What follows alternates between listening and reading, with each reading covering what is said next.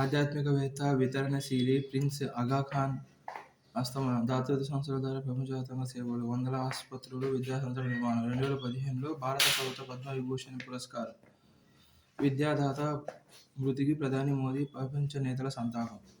గాజాను సొంతం చేసుకుంటాం, అక్కడి పాలస్తీనులు వేరే దేశాలకు పోవాలి, వారు కూలిన శిథిలాల మధ్య ఉంటున్నారు, మేము సురక్షితంగా అద్భుతంగా తీర్చిదిద్ది ఇస్తాం. నెతన్యాహు సమక్షంలో ట్రంప్ ప్రకటన. వాల్తేరు స్థానంలో విశాఖ డివిజన్ 4 డివిజన్లతో దక్షిణ కోస్తా రైల్వే జోన్. విశాఖపట్నం డివిజన్ పరిధిలోకి 410 కిలోమీటర్లు, రాయగడ పరిధిలోకి 680 కిలోమీటర్లు, రాయచూరు, వాడి, విష్ణుపురం, పగడిపల్లి, జన్పహాడ్ సెక్షన్ల సికింద్రాబాద్ కిందకు. విజయవాడ డివిజన్లోకి కొండపల్లి, మోటుమర్రి సెక్షన్ల ముసాయిదా డిపిఆర్ సిద్ధం చేయాలని రైల్వే శాఖ ఆదేశాలు. ఫలించిన కూటమి ప్రభుత్వ కృషి. ఏపీలో డిఫెన్స్ క్లస్టర్ ఏర్పాటు చేయండి, రక్షణ మంత్రి రాజ్నాథ్ సింగ్కు మంత్రి నారా లోకేష్ వినతి. మద్యం కుంభకోణంపై విచారణకు సిట్. విజయవాడ సిపి రాజశేఖర్ బాబు నేతృత్వం పురుషులకు పొదుపు సంఘాలు. విజయవాడ, విశాఖలో ప్రయోగాత్మకంగా ఏర్పాటు.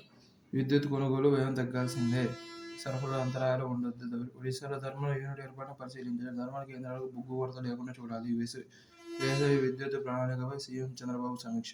ఇస్మాయిలీ ముస్లింలు ఆగా ఖాన్ మహమ్మద్ ప్రవక్త వారసుడిగా భావిస్తారు. ప్రపంచ దేశాలు ఆయనకు ఒక దేశాధినేత స్థాయిని కల్పించాయి. ప్రపంచ కుబేరుల్లో ఒకరిగా పేరుగాంచిన ఆగా ఖాన్ సంపదకు మూలం ఇస్మాయిలీ ముస్లింలు ఆయనకు విధిగా అందించే విరాళాలే.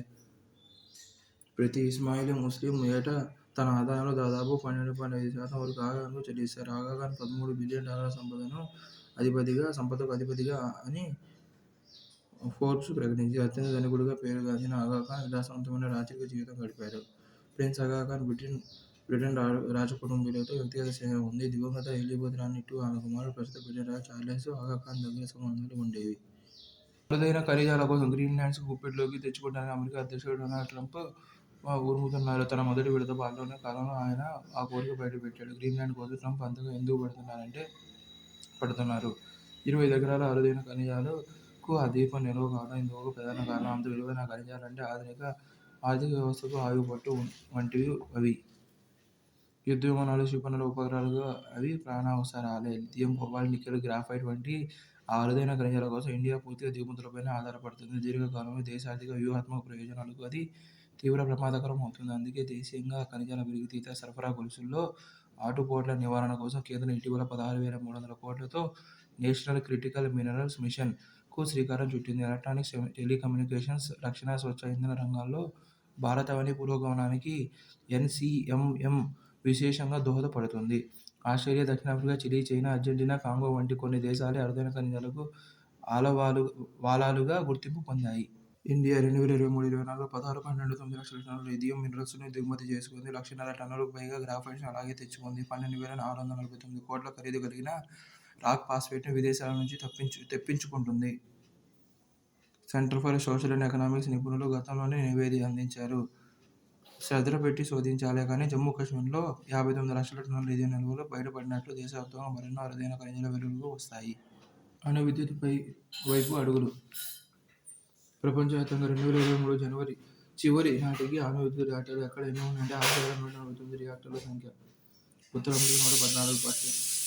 అమెరికా 114, పశ్చిమ మధ్య ఐరోపా 113, తూర్పు ఐరోపా రష్యా 54, దక్షిణ అమెరికా 5, ఆఫ్రికా 2, మొత్తం 437 అణు విద్యుత్ ప్లాంట్ల మంజూరు, స్థాపన, ఉత్పత్తి, వినియోగం అంతా కేంద్ర ప్రభుత్వ ఆధ్వర్యంలో nuclear power corporation of India limited చూసుకుంటుంది.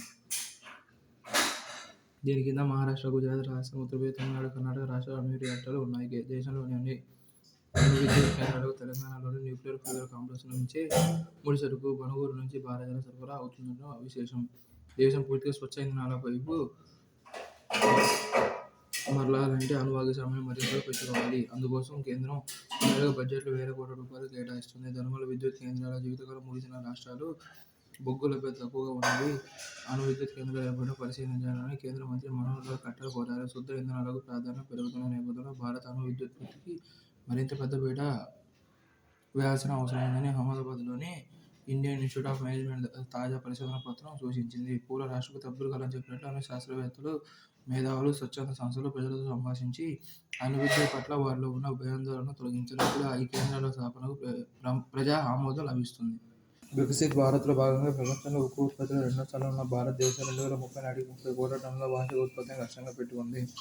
ఇందులో భాగంగా 2 విడతల్లో 1640 కోట్ల విశాఖ కర్మాగారానికి అత్యవసర నిధులు అందించింది.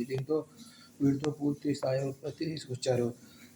ఈ నమ్మకంతో తాజాగా 11,440 కోట్ల భారీ ప్యాకేజీని కేంద్రం ప్రకటించింది. ఇందులో 10,300 కోట్లను మూలధన వాటా కింద సమకూరుస్తోంది. ఈ నిధులను ప్రాధాన్యతల వారీగా సర్దుబాటు చేసేందుకు విధి విధానాలను రూపొందిస్తున్న రాష్ట్ర ప్రభుత్వం విద్యుత్, నీరు తదితర అవసరాల కల్పనకు 2,000 కోట్ల వరకు ఈక్విటీ రూపంలో భరించేందుకు నిర్ణయించింది. మంగళగిరి ఎయిమ్స్ డైరెక్టర్గా అహంతాయం శాంతాసింగ్. హలేప్ వీడ్కోలు. 2 సార్లు grand slam champion Simona Halep టెన్నిస్కు వీడ్కోలు పలికారు. స్వదేశంలోని ట్రాన్సిల్వేనియాలో టోర్నీ తొలి రౌండ్లో 1-6, 1-6తో ఓటమితో తర్వాత రొమేనియా భామ రిటైర్మెంట్ ప్రకటించారు. హలేప్ గాయత్రికి స్వర్ణం. ఉత్తరాఖండ్లో జరుగుతున్న 38వ జాతీయ క్రీడల్లో ఆంధ్రప్రదేశ్ ఖాతాలో మరో 3 పతకాలు చేరాయి. జాతీయ క్రీడల్లో ఆంధ్రప్రదేశ్కు 3 స్వర్ణాలు, 1 రజతం, 4 కాంస్యాలు సహా 8 పతకాలు నెగ్గగా తెలంగాణ 4 పతకాలు గెలిచినందులో 1 స్వర్ణం, 3 కాంస్యాలున్నాయి. ఏఐలో భారతదేశం ఎక్కడుందంటే 2023 ఏఐ కార్యకలాపాలకు సంబంధించి చైనా $67 బిలియన్ పెట్టుబడులను ఆకర్షించింది. ఏఐ పేటెంట్లు, ఎంఎల్ మెషిన్ లెర్నింగ్ మోడల్లో చైనా దూసుకుపోతుంది. బ్రిటన్ 3వ స్థానంలో ఉండగా మన దేశం 4వ స్థానంలో కనిపిస్తుంది. ఇటీవల మన దేశం ఏఐ సదుపాయాలు, కార్యకలాపాలను విస్తరిస్తుంది. మన దేశంలో దాదాపు 150 డేటా సెంటర్లు ఉన్నాయి. ర్యాక్ బ్యాంక్ అనే సంస్థ మధ్యప్రదేశ్లో ప్రత్యేకంగా 80 మెగావాట్ల సామర్థ్యం గల ఏఐ డేటా సెంటర్ నిర్మిస్తోంది. ప్రభుత్వం 10,372 కోట్లతో ఇండియా ఏఐ మిషన్ను చేపట్టిన విషయం విదితమే. కంప్యూటింగ్ సదుపాయాలను విస్తరించడం, డీప్ టెక్ అంకుర సంస్థలను ప్రోత్సహించడం, ఏఐ టెక్నాలజీలను ఆవిష్కరించడం ఇండియా ఏఐ మిషన్ ప్రధాన లక్ష్యాలు. పురుషులకు పొదుపు సంఘాలు. ఏప్రిల్ నుంచి కార్యకలాపాలు ప్రారంభం.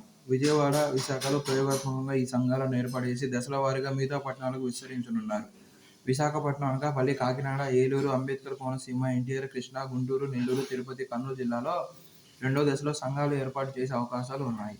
కార్మికుల గుర్తింపు కోసం ఈ జిల్లాలో త్వరలో సర్వే నిర్వహించనున్నట్లు రాష్ట్ర పట్టణ పేదరిక నిర్మూలన సంస్థ మెప్మా మేనేజింగ్ డైరెక్టర్ తేజ్ భరత్ తెలిపారు. కార్లకు టోల్ పాసులు. ప్రైవేట్ కార్ల యజమానులకు త్వరలో ఈ అవకాశం. ఎన్హెచ్ఏఐ నిర్ణయం. ₹3,000 వార్షిక పాస్. దేశవ్యాప్తంగా జాతీయ రహదారులపై టోల్ ఫీజు చెల్లించాల్సిన అవసరం లేకుండా ఏడాదిలో ఎన్నిసార్లైనా తిరగొచ్చు. 30,000 లైఫ్ టైమ్ పాస్. 15 ఏళ్ల పాటు టోల్ ఫీజు చెల్లించకుండా జాతీయ రహదారులపై ఎన్నిసార్లైనా ప్రయాణించవచ్చు. ఒడిశా ప్రయోజనాలకే పట్టం.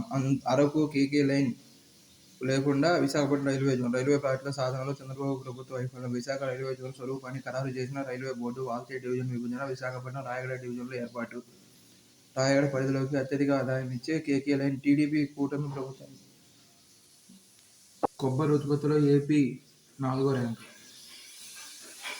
సాగు యాంత్రీకరణ 47%. భారతీయ వ్యవసాయ పరిశోధన సంస్థ అంచనాల ప్రకారం 2021 నాటికి వ్యవసాయ యాంత్రీకరణ వివిధ పంటలకు సంబంధించి వివిధ దశల్లో ఉంది. మొత్తంగా వ్యవసాయంలోని అన్ని విభాగాల్లో కలిపి సగటున 47% యాంత్రీకరణ జరిగింది. విత్తనాలను నాటేందుకు నేలను సిద్ధం చేసే ప్రక్రియ సివిపిలో అత్యధిక యాంత్రీకరణ జరిగింది. పడిపోతున్న వర్సిటీల ప్రమాణాలు.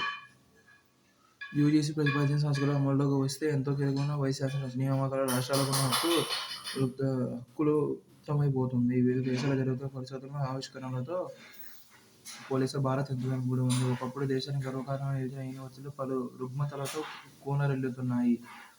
గతేడాది క్యూఎస్ అనలిటికా సంస్థ ప్రపంచవ్యాప్తంగా 107 దేశాల్లోని 1,740 యూనివర్సిటీలను అధ్యయనం చేసి ర్యాంకులు ఇస్తే ఇందులో గ్లోబల్ టాప్ 25లో కానీ, ఆసియా టాప్ 10లో కానీ ఒక్క ఇండియా వర్సిటీ కూడా లేదు.